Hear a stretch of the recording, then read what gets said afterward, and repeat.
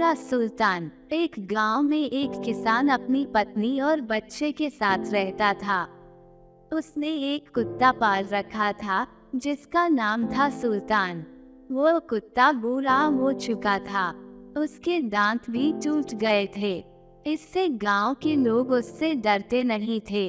एक दिन सुल्तान घर के दरवाजे के सामने लेटा हुआ था तो उसने अपने मालिक को कहते सुना, अब ये सुल्तान हमारे किसी काम का नहीं है, न तो अच्छी तरह घर की रखवाली कर सकता है और न ही हमारी भेड़ों की। अब तो ये हमारे लिए बोझ है, मैं कल ही इसे गोली मार दूंगा। उसकी पत्नी को अपने कुत्ते से बहुत प्यार था।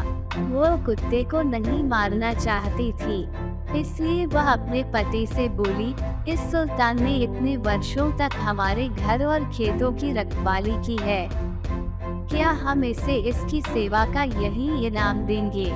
ईश्वर ने हमें सब कुछ दिया है, हम इसे 2 वक्त की रोटी तो दे ही सकते हैं। पर किसान अपनी पत्नी की बात से सहमत नहीं था।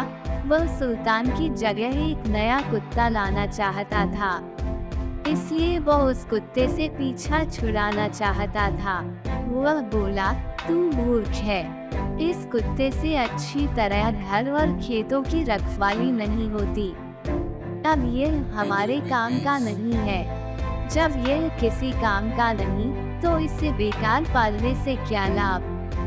अगर इसने इतने साल हमारी सेवा की तो हमने भी इसे भरपूर भोजन और मांस इत्यादि देकर इसे प्यार से पाला, पर अब मैं इसे और नहीं पालना चाहता।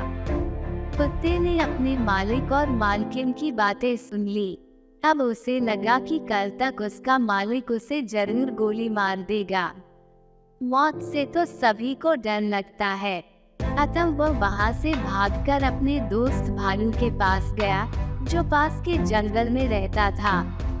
उसने उसे अपने मालिक की बात बताई और अपने भाग्य को कोसने लगा।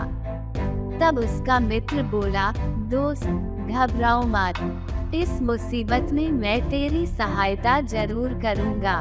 मेरे दिमाग में एक विचार है, अगर तू उस पर अमल करेगा तो तेरी जान बच सकती है।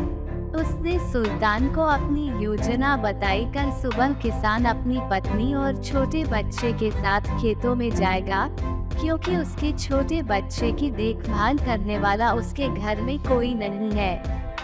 खेतों में काम करते समय वह अपने बच्चे को